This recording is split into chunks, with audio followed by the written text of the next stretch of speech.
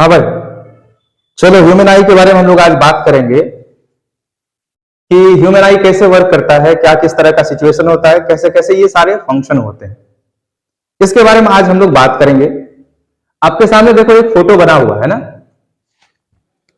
अब इस फोटो को हम इनलार्ज करके आपको फिर से बता रहे हैं, जरा समझना। देखो हमारे आई बॉल जो होते हैं ना, ये जैसे देखो हमारे आंख जो फ्रंट पे आप देख रहे हैं बिल्कुल एक डिस्क की तरह दिख रहा होगा, थाली की तरह दिख रहा होगा, पर ये ऐसा होता नहीं है। जैसे आप कोई एक गेंद लेते हो तो गेंद का सिर्फ एक पोर्शन आपको दिखाई देता, बाकी उसके अंदर वाले पोर्शन कहां होते हैं, इधर होते हैं, है ना। ऐसा ये आई बॉल है हमारा, बिल्कुल एक स्फेरिकल शेप है गेंद की तरह। अब इस आई बॉल के 3 पोर्शन होते हैं। कौन कौन पोर्शन होते हैं? 3 लेयर। पहले लेयर की अगर हम बात करें स्क्लेरा, फिर हम बात करेंगे कोराइड, और फिर उसके बाद आएगा रेटिना। ये 3 लेयर के बारे में हम लोग को पढ़ेंगे अभी, स्क्लेरा, कोराइड और रेटिना। अब देखो ये कैसा स्ट्रक्चर होता है, इसको हम आपको बना के दिखाते हैं। देखिए ये आप देखते होंगे, ये एक ह्यूमन आई है, आई बॉल हो गया हमारा। इस आई बॉल का जो सबसे ये व्हाइट वाला पोर्शन उजला, जैसे आंख होता है ना, किसी का नीला, किसी का भूरा, किसी का हरा होता है ना, ये हर अलग अलग टाइप का आंख देखते होंगे। तो हरा हो या काला हो या भूरा हो, वो सिर्फ हमको एक स्पॉट दिखता है आंख का, वो काला सा हिस्सा। किसी का हरा होता है ग्रीन, जैसे ऋतिक रोशन का, किसी का भूरा होता है ऐश्वर्या राय का, है ना, और किसी का काला होता है, जैसे आम इन जनरल जैसे हम लोग की बात कर रहे हैं। तो देखो ये जो सबसे आउटर पोर्शन देख रहे हैं, व्हाइट वाला जो पोर्शन देख रहे हैं, इसी पोर्शन को हम लोग बोलते हैं सॉरी स्क्लेरा। ये पोर्शन क्या हो गया हमारा? स्क्लेरा। स्क्लेरा। अब इस स्क्लेरा का ये जो पोर्शन देख रहे हैं, इनर वाला पोर्शन, ये मोटा होता है, और इसके ऊपर वाले पोर्शन देखो इस तरह का उभार देखने को मिलता होगा। ये पोर्शन बिल्कुल ट्रांसपेरेंट होता है, बहुत पतला होता है, और इसी ट्रांसपेरेंट पोर्शन को हम लोग बोलते हैं कॉर्निया। क्या बोलते हैं? कॉर्निया। देखो यहां लिखा हुआ है, ये पोर्शन क्या हो गया हमारा? कॉर्निया हो गया, जो बहुत पतला होता है, बिल्कुल ट्रांसपेरेंट होते हैं। तो सबसे आउटर पोर्शन जो हो गया वो हमारा क्या हो गया? स्क्लेरा हो गया। अब उसके बाद उसके बीच आता है, देखो इस स्क्लेरा का खास बात क्या है, ये पीछे से मोटा होगा और आगे जाके पतला हो जाएगा। इसके बाद के जो लेयर होते हैं जिसको हम लोग कोराइड बोलते हैं, और ये कोराइड में क्या खास होता है कि भैया पीछे ये पतला होगा, पीछे पतला होगा, और ये बिल्कुल आगे आके मोटा हो जाता है, आगे आके मोटा हो जाता है।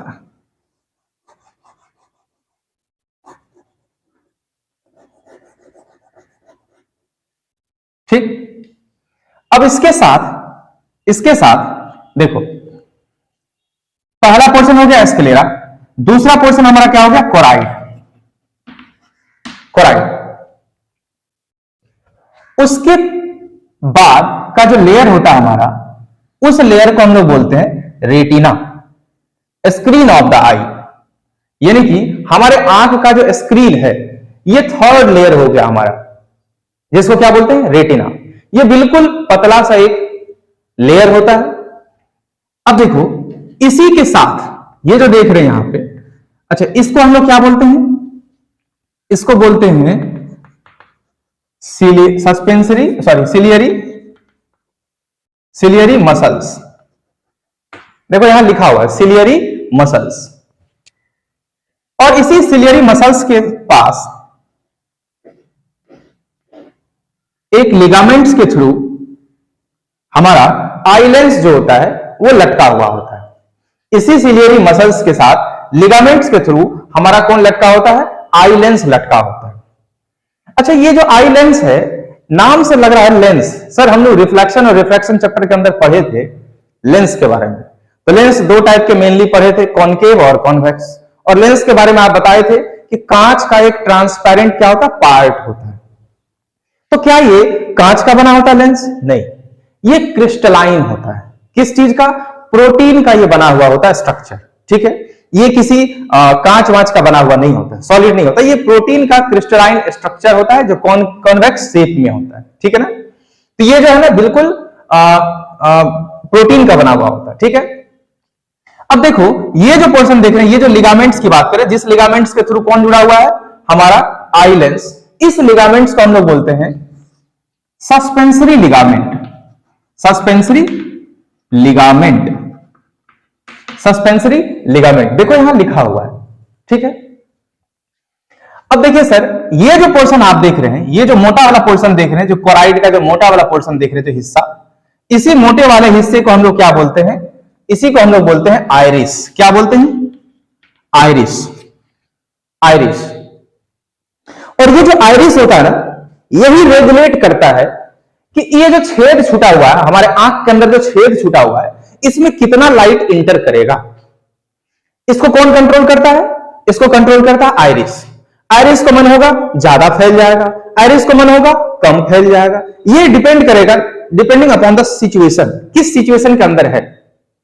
अब देखेंगे हम लोग, जरा समझना, ये क्या हो गया? ये आइरिस हो गया। और ये जो आइरिस है, इसके बीच में देखो ये छोटा सा छेद दिख रहा होगा, होल दिख रहा होगा, खाली जगह दिख रहा होगा। इसी खाली जगह को हम लोग बोलते हैं प्यूपिल।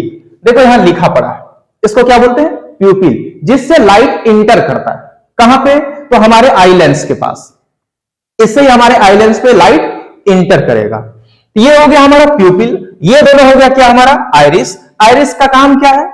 आइरिस का काम है ये लाइट रे को रेगुलेट करना।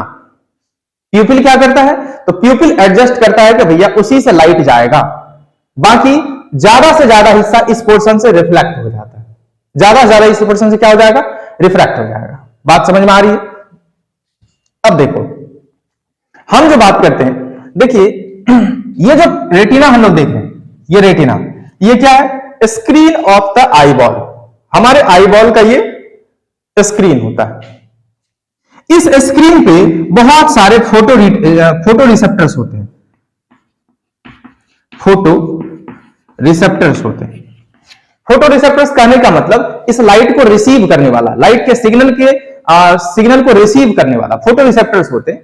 जिस रिसेप्टर में खास करके दो तरह के आपको रिसेप्टर्स दिखेंगे, एक रॉड शेप का और एक कोन शेप का। रॉड शेप और कोन शेप। और कोन शेप का जो फोटो रिसेप्टर्स होता है ना, ये ज्यादा मात्रा में होता है। किसके तुलना में? रॉड शेप के तुलना में। कोन शेप ज्यादा मात्रा में होता है, रॉड शेप कम मात्रा में होता है। अब देखो ये जो आइरिस आप देख रहे हैं, ये जो आप आइरिस देख रहे हैं, यानी कि आपके आंख का ये ब्लैक स्पॉट, देखो ब्लैक स्पॉट के बगल में क्या होता है? White spot. व्हाइट स्पॉट पूरे हमारे आई बॉल तक पूरा फैला होता है, जिसको हम लोग क्या बोले थे? एस्क्लेरा। एस्क्लेरा के अंदर वाले पोर्शन में क्या हो गया? कोराइड। कोराइड का स्ट्रक्चर जो होता है वो पीछे पतला होता है, आगे आगे क्या हो जाता है? मोटा। और वही मोटे स्ट्रक्चर को हम लोग क्या बोलिए? आइरिस बोल दिए। और आइरिस जो होता है वो किसी किसी का जो आंख का हिस्सा देखोगे, वो हिस्सा आपको किसी का ब्राउन दिखाई देगा, किसी का ग्रीन दिखाई देगा और किसी का ब्लैक दिखाई देगा। वो डिपेंड करता है, हमारे बॉडी के अंदर प्रेजेंट होता है एक मेलेनिन पिगमेंट। इसी मेलेनिन पिगमेंट के कारण से किसी के आंखों का रंग भूरा हो जाता है, किसी के आंखों का रंग ग्रीन जैसा हो जाता है और किसी का ब्लैक जैसा हो जाता है। तो वो उसके बॉडी के अंदर पाए जाने वाले पिगमेंट के कारण से होता है। ठीक है, तो देखो ये हो गया हमारा आइरिस, ये प्यूपिल, ये हो गया हमारा सस्पेंसरी लिगामेंट जिसके थ्रू ये आई लेंस जुड़ा हुआ होता है, और ये पीछे का हिस्सा हो गया हमारा रेटिना। रेटिना में बहुत सारे फोटो रिसेप्टर्स होते हैं। ये फोटो रिसेप्टर्स लाइट के सिग्नल को रिसीव करते हैं और उस सिग्नल, देखो ये जो रेटिना होता है, अब यहाँ पे पीछे का हिस्सा हम तो पैक कर दिए थे, लेकिन ये पैक नहीं होता है, ये खुला होता है। और इसी खुले हिस्से से बहुत सारे ऑप्टिकल नर्व्स जुड़े होते हैं, बहुत सारे ऑप्टिकल नर्व्स जुड़े होते हैं जो सीधा सीधा हमारे ब्रेन के साथ जुड़ जाते हैं और ब्रेन को ये सिग्नल भेजते हैं कि हाँ ये देखो ये जो आदमी आया ये वो है, ये जो आदमी आया ये वो है, ये चीज ऐसा है, ये चीज वैसा है। ये चीज जो हम देख पाते, ये सिग्नल हमारे ब्रेन तक पहुंचता है। अब जरा देखो, ये फोटो रिसेप्टर्स इस आई बॉल के सारे पोर्शन से जुड़े हुए होते हैं। फोटो रिसेप्टर्स क्या है? एक नर्व्स है, ऑप्टिकल नर्व्स है। नर्व्स मतलब एक नस, पतला बाल की तरह पतला पतला नस होता है, जिस नस से आप जानते हैं कि ब्लड वेसल, जो आप नाम सुने होंगे, ब्लड वेसल से क्या होता है? ब्लड सप्लाई होता है। और ब्लड जहां भी सप्लाई होगा, यानी कि आपके बॉडी के अंदर जहां भी ऑक्सीजन, हर एक सेल को ऑक्सीजन चाहिए, और वो ऑक्सीजन कहां कैसे मिलता है बॉडी को? आप जानते हैं हमारा बॉडी का हर एक हिस्सा हमारे वेन्स के थ्रू जुड़ा हुआ होता है। इस वेन्स में ब्लड सप्लाई होता है, और ब्लड ही ऑक्सीजन कैरी करने का काम करता है, यानी कि ब्लड से ही ऑक्सीजन हमारे बॉडी के हर एक पार्ट को मिलता है। तो ये जो ऑप्टिकल नर्व्स देख रहे हैं हमारे आई बॉल के सारे पोर्शन से कनेक्टेड है, एक्सेप्ट ये जो हमारा आगे का हिस्सा है जिसको हम लोग कॉर्निया बोले थे, ये कॉर्निया से ये जुड़ा हुआ नहीं है। तो कॉर्निया से जुड़ा हुआ नहीं है, इट मींस क्या? कॉर्निया को ऑक्सीजन नहीं मिलता होगा? नहीं, ऐसी बातें नहीं है। देखो, कॉर्निया हमारे आंख का सबसे ऊपर का हिस्सा है, प्रोटेक्टिव लेयर हमारे आई बॉल का होता है। ये काम क्या करता है? प्रोटेक्टिव लेयर कहने का मतलब जैसे सनलाइट से आने वाले जो हार्मफुल रेज होते हैं, ऐसे तो आप जानते हैं बहुत सारे हार्मफुल रेज को हमारा जो ओजोन लेयर है, वो ओजोन लेयर क्या करता है? डैमेज कर देता है, खत्म कर देता है। बाकी बचे से जितने भी हार्मफुल रेज आते हैं उसको हमारा कॉर्निया फिल्टर कर देता है, यानी कि कॉर्निया उस हार्मफुल रे को रिफ्रैक्ट कर देता है। अब ये जो कॉर्निया है, ये तो हमारे एयर के साथ डायरेक्ट कांटेक्ट में है। तो एयर के साथ अगर डायरेक्ट कांटेक्ट में है, इसका मतलब इसको ऑक्सीजन डायरेक्टली मिल जाता है, इसको ऑप्टिकल नर्व्स की जरूरत नहीं पड़ती। ये डायरेक्टली हमारा क्या करता है? एयर के साथ कांटेक्ट में होने के कारण से ये एयर से ऑक्सीजन को रिसीव कर लेता है। तो ये ऑप्टिकल नर्व से नहीं जुड़े होने के बावजूद भी ऑक्सीजन ले लेता है। समझ रहे बात को?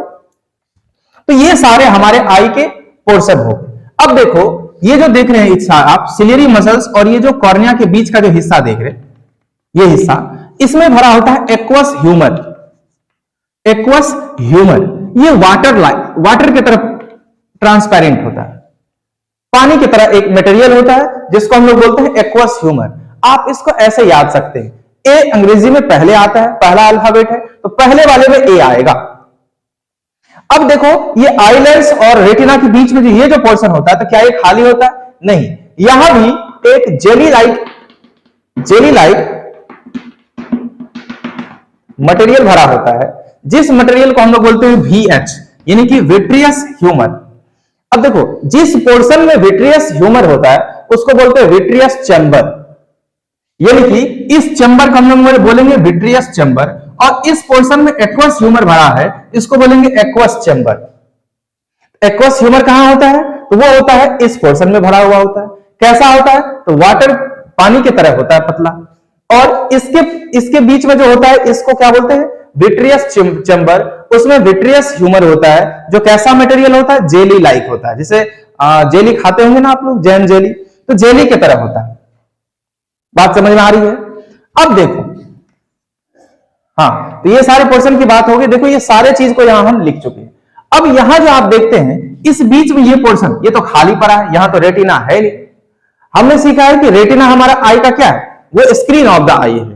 तो यहां तो रेटिना है ही नहीं, तो यहां रेटिना नहीं है तो कोई बात नहीं, इसीलिए इसको हम बोलते हैं ब्लाइंड स्पॉट। यानी कि अगर लाइट का रिफ्रैक्शन यहां होगा तो हमको कुछ भी चीज नहीं दिखेगा। ये हो गया हमारा क्या? Blind spot. बात समझ में आ रही है? तो यहां देखो लिखा हुआ, ये पोर्शन को हम लोग बोलते हैं ब्लाइंड स्पॉट। तो हम समझते हैं कि हमारे आई के स्ट्रक्चर में, हमारे यानी कि आंख में जितने भी पोर्शन होते हैं वो सारे पोर्शन को आप समझ चुके होंगे, है कि नहीं? तो अब हम नेक्स्ट बात करते हैं सबके बारे में, सारे का फंक्शन, किसका किसका क्या क्या फंक्शन है, ये सारे फंक्शन को हम लोग अभी बात करेंगे। अभी हम उस फिगर को रहने देते हैं और इस फिगर को मिटा रहे हैं।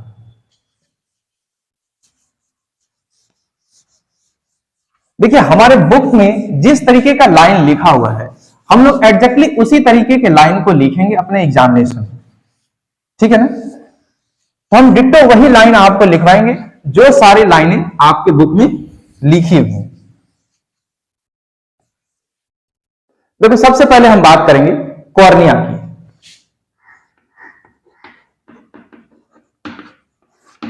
कॉर्निया क्या होता है? तो सबसे पहले कॉर्निया के बारे में हम लोग जानते हैं कि कॉर्निया क्या है? एक ट्रांसपेरेंट पोर्शन होता है। यह क्या होता है? ट्रांसपेरेंट पोर्शन है। ये क्या करता है? प्रोटेक्ट, देख ये क्या करता है हमारा, प्रोटेक्ट फ्रॉम हार्मफुल रेज। उसके बाद दूसरी बात हम लोग क्या पढ़े, ये किस नेचर का होता है, ये इसके अंदर ब्लड सप्लाई नहीं होता है सर, इसके अंदर ये ब्लड सप्लाई नहीं होता, ये डायरेक्टली ऑक्सीजन किससे लेता है, एयर के साथ, डायरेक्टली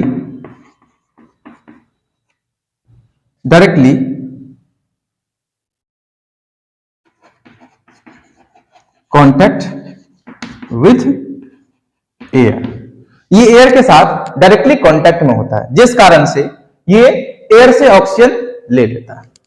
इस नेचर को हम लोग बोलते हैं एवेस्कुलर। एवेस्कुलर क्या होता है, जहां ब्लड सप्लाई नहीं होता है, no blood supply, avascular nature का होता है, जो एयर के साथ डायरेक्टली कांटेक्ट में होने के कारण से एयर से ऑक्सीजन ले लेता है। तीसरी बात यहां क्या, तो तीसरी बात क्या है, मैक्सिमम रिफ्रैक्शन टेक्स प्लेस, यहां ज्यादा से ज्यादा रिफ्रैक्शन हो पाता है।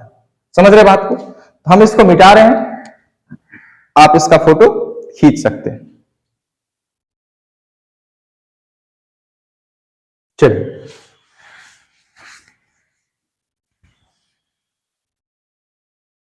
तो कॉर्निया के बारे में समझ गए। उसके बाद हम लोग बात करते हैं, कॉर्निया के बाद क्या हो गया, आइरिस। देखो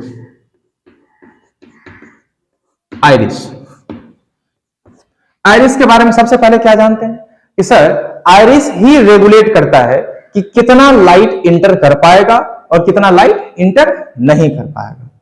तो सबसे पहले it regulate the light entering the eyeball, यानी कि हमारे आंख के अंदर कितना लाइट जा पाएगा, इस चीज को ये क्या करेगा, रेगुलेट करेगा। बात समझ में आ रही है। सेकंड बात ये क्या करता है, अब देखो ये जो आइरिस है, हम लोग देखेंगे थोड़ी देर के बाद, ये जो आइरिस है ये सिचुएशन के हिसाब से लाइट बड़ा और छोटा हो पाता है। जैसे कहने का मतलब, आपको हम लोग देखिए, जैसे कि ब्राइट लाइट में आप जाते हैं, तो जैसे ही आप ब्राइट लाइट में जाते होंगे, थोड़ा सा ऐसा लगता होगा जैसे कि आंख हमारा ज्यादा खुल नहीं रहा। कहने का मतलब क्या होता है, जब आप ब्राइट लाइट में जाते हैं, जरा समझना, ये जो हमारा लेयर है ये थोड़ा सा स्ट्रेच हो जाता है, खिंचा जाता है। खिंचा जाने का मतलब क्या हो जाता है, ये जो पहले मान लो, पहले इस तरह से हमारा क्या था, आइरिस था, पहले हमारा आइरिस ऐसा था, ये अगर खिंचा जाएगा तो थोड़ा सा और ज्यादा, यानी कि प्यूपिल का साइज क्या हो जाएगा, कम हो जाएगा। देखो पहले प्यूपिल का साइज इतना था, अब वो प्यूपिल का साइज इतना हो गया, यानी कि इससे कम लाइट इसके अंदर जा पाएगा। ठीक है ना। मतलब आइरिस का काम क्या है कि एडजस्टमेंट ऑफ साइज ऑफ प्यूपिल, यानी कि ये प्यूपिल के साइज का एडजस्टमेंट करता है। ठीक है, तो सबसे पहले it regulate the size of प्यूपिल। उसके बाद ये कैसा होता है, ये एक मस्कुलर मसल्स होता है, ये एक मस्कुलर मसल्स होता है। जैसे आप जानते होंगे बोन क्या होता है, कड़ा होता है, हमारा जो हड्डी होता है वो क्या होता है, कड़ा होता है। और ये जो मसल्स है हमारा, जो ये मसल्स ऐसे देखेंगे तो ये पुछ करके ऐसे दबता होगा आपका। कहने का मतलब क्या होता है, ये कैसा होता है, मस्कुलर मसल्स होता है, ये एक मस्कुलर मसल्स होता है। बात समझ में आ रही है। चलिए तो आप इसका भी फोटो खींच लीजिए, हम बाकी मिटा रहे हैं।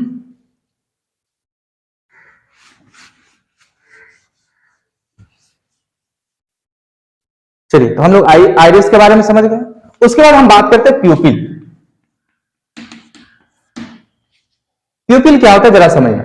प्यूपिल बस इतना ही काम है कि ये कितना लाइट इस आईबॉल के अंदर इंटर करेगा और कितना इंटर नहीं करेगा। यानी कि इट इज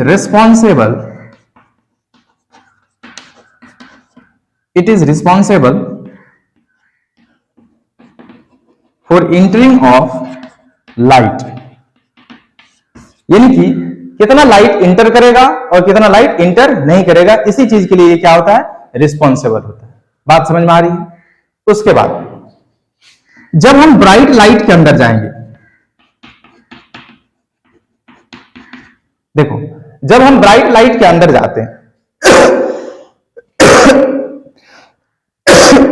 सॉरी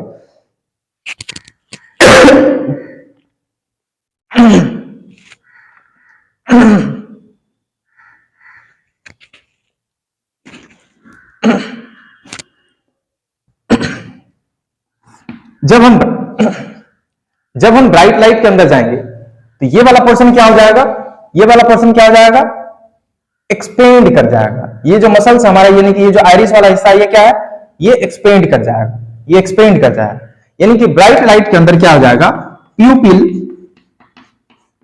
शॉर्ट हो जाएगा, छोटा हो जाएगा। और जब हम डिम लाइट के अंदर जाएंगे, डिम लाइट के अंदर जाएंगे तो प्यूपिल का साइज क्या हो जाएगा, देखो ये जो आइरिस का हिस्सा देख रही है, श्रिंक मतलब क्या बोलते हैं ना, कॉन्ट्रैक्ट कर जाएगा, सॉरी ये ऊपर की तरफ सिकुड़ जाएगा, ये इधर श्रिंक कर जाएगा। पहले एक्सपेंड किया, अब ये क्या करेगा, कॉन्ट्रैक्ट कर जाएगा, यानी कि ये बढ़ जाएगा। कहने का मतलब जब हम डिम लाइट के अंदर जाएंगे तो ये जो आइरिस है ये कुछ इस तरह का हो जाएगा।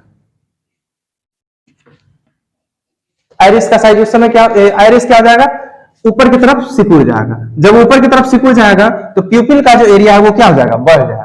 यानी कि डिम लाइट में प्यूपिल क्या हो जाएगा,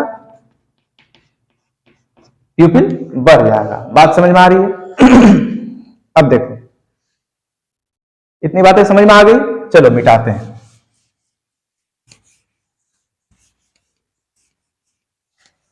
ओहो चलिए कोई नहीं,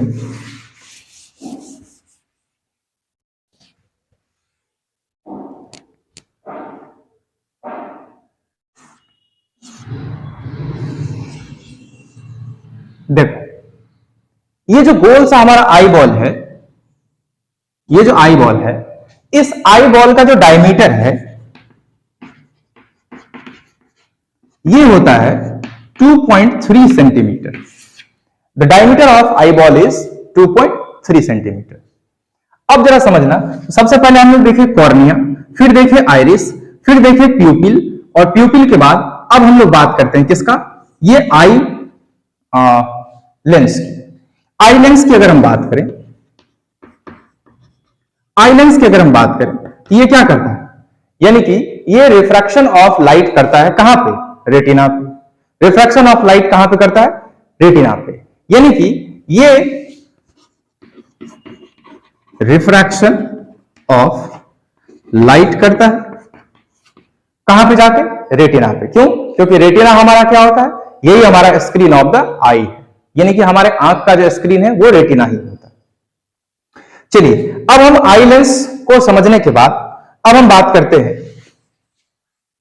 देखो ये जो रेटिना है, इस रेटिना के बारे में हम आपको सिखाए। ये जो रेटिना है, इस रेटिना पे बहुत सारे क्या होते हैं, फोटो रिसेप्टर्स,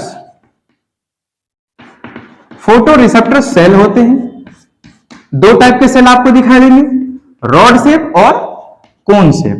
कोन शेप का संख्या ज्यादा होता है और रॉड शेप का कम होता है।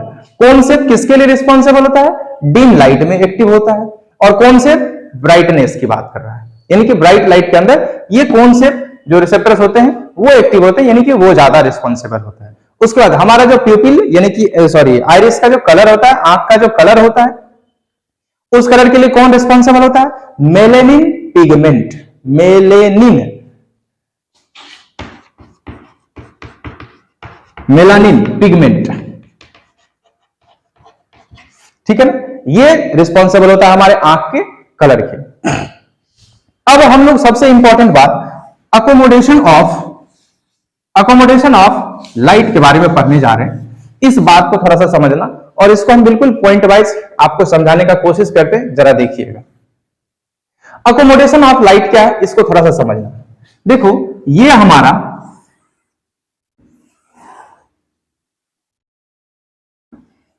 ये हमारा आंख हो गया, ठीक है। यहां पे हमारा लगा हुआ है लेंस, बाकी चीज आप समझते हैं। अब देखिए कोई ऑब्जेक्ट जो बहुत दूर रखा हुआ है, कोई ऑब्जेक्ट जो बहुत दूर रखा हुआ है, तो आप जानते हैं दूर से आते हुए लाइट जो होते हैं वो लाइट रे बिल्कुल पैरेलल होते हैं। दूर से जो आते हुए लाइट होते हैं वो लाइट रेज बिल्कुल पैरेलल होते हैं। उसके बाद एक सिचुएशन हम लिखते हैं,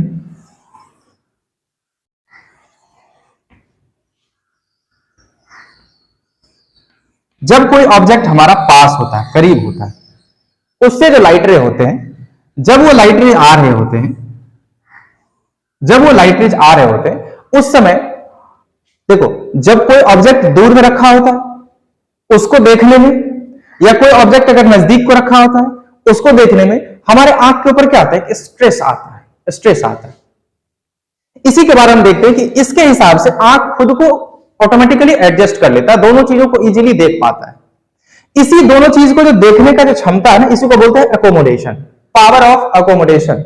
यानी कि हमारे आंख का जो पावर ऑफ अकोमोडेशन है, इस चीज के बारे में हम लोग अभी बात करेंगे। अब जरा समझना, थोड़ी देर के लिए जरा आपको एक इक्वेशन मतलब एग्जांपल के थ्रू हम दिखाना चाहते हैं, इसको देखना। यह आपको दिख रहा होगा, जरा देखो। अब इसके साथ ये सिलियरी मसल्स जुड़ा हुआ है ऐसे, और इस तरफ भी सिलियरी मसल्स जुड़ा हुआ है ऐसे। ये हो गया हमारा आई बॉल, आई लेंस। अब जरा देखो, अगर आई लेंस, जरा समझना, आई लेंस ये जो सिलियरी मसल्स है ये बिल्कुल इस पे खिंचाएगा, ऐसे करेंगे तो ये क्या हो गया, इस आई लेंस का जो शेप है वो क्या हो गया, मोटा हो गया। और जब हम इसको इस तरह से दबाएंगे तो ये आई लेंस का शेप क्या हो जाएगा, पतला हो जाएगा। जरा समझना, ये आई लेंस जो हमारा है इसका मोटा होना और इसका पतला होना, जरा समझना। अगर आई लेंस इतना छोटा मोटा है, जरा देखो, अगर ये मोटा है तो मोटा होने का मतलब क्या हो गया, ये जो लेंस बना होगा ये इस स्फीयर का टुकड़ा रहा होगा। जरा समझना, इस स्फीयर के टुकड़े के सेंटर को हम लोग बोलते हैं, याद करो, सेंटर ऑफ कर्वेचर लेंस पढ़ते समय। यानी कि इसका रेडियस ऑफ कर्वेचर इतना बड़ा है, इसका फोकस क्या होगा, थोड़ा छोटा होगा। पर यही आई लेंस जो पहले इस तरह का था, अब इसको थोड़ा सा खींच देते हैं। यानी कि इसके साथ जो ये मसल्स लगा हुआ है, जिसको हम लोग बोलते हैं, याद करो, आई मसल्स के साथ जुड़ा होता है। अगर ये इधर से थोड़ा सा खिंचाएगा, अगर ये इधर से थोड़ा सा खिंचाएगा तो क्या हो जाएगा, पतला हो जाएगा। जरा देखो, अभी ये सॉरी, अभी ये ऐसे, अगर हम इसको खींचे तो और पतला होते जाएगा, अगर इसको हम दबाएंगे तो थोड़ा मोटा होते जाएगा, अगर खींचेंगे तो पतला होते जाएगा। कहने का मतलब क्या हो गया, ये जो पोर्शन यानी कि जो कोराइड का पोर्शन था, जिसके साथ आइरिस लगा हुआ था और आइरिस के साथ सिलियरी मसल्स के थ्रू ये जो आई लेंस जुड़ा हुआ था, अगर ये ऊपर की तरफ खिंचाएगा यानी कि ये आई बॉल पतला होगा।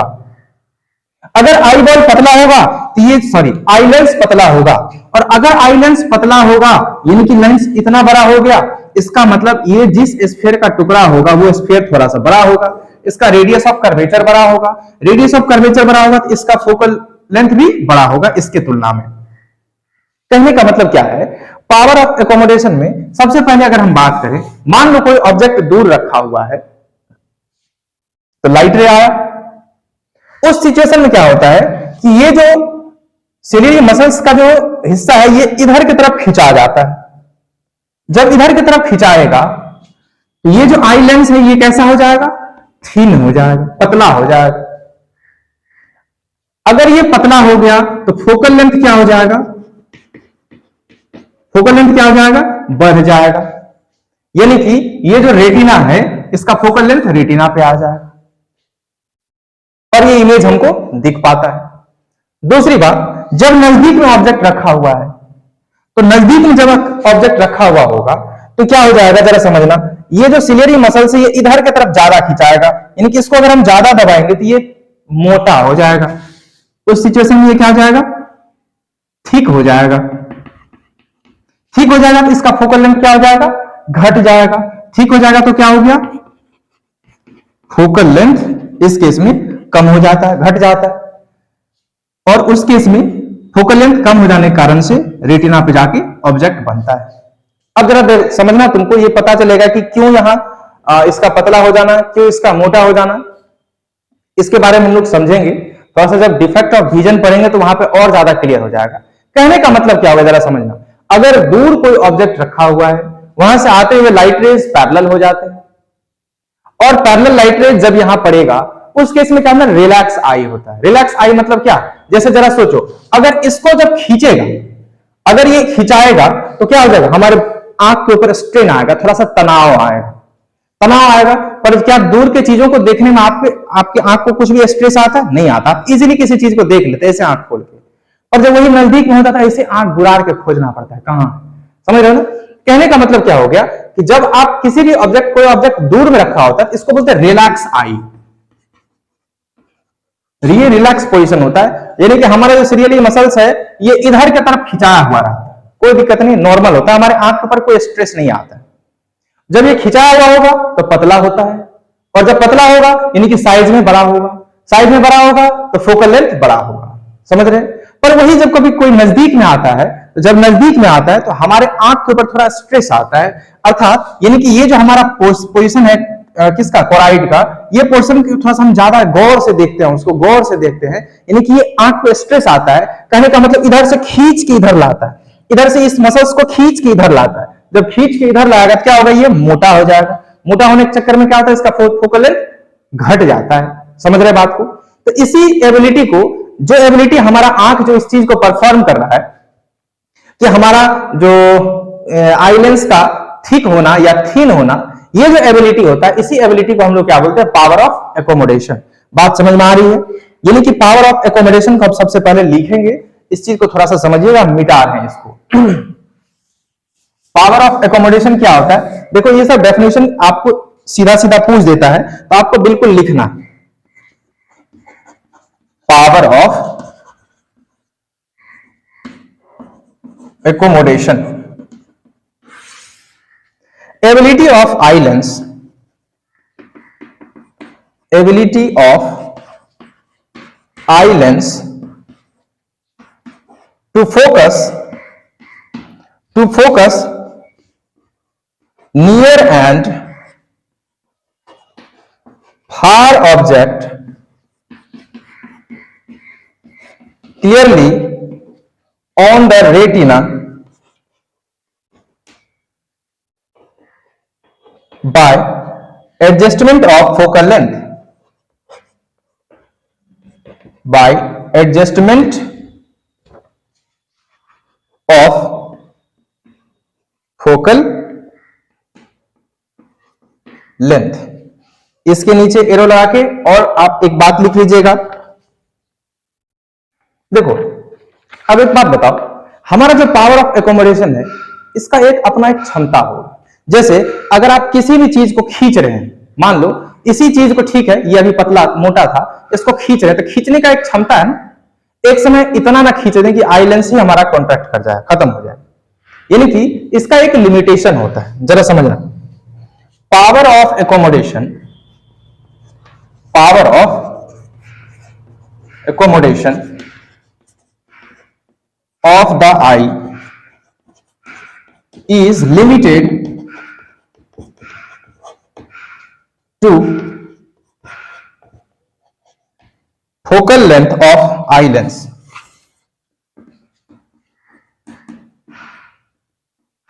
Focal length of eye lens.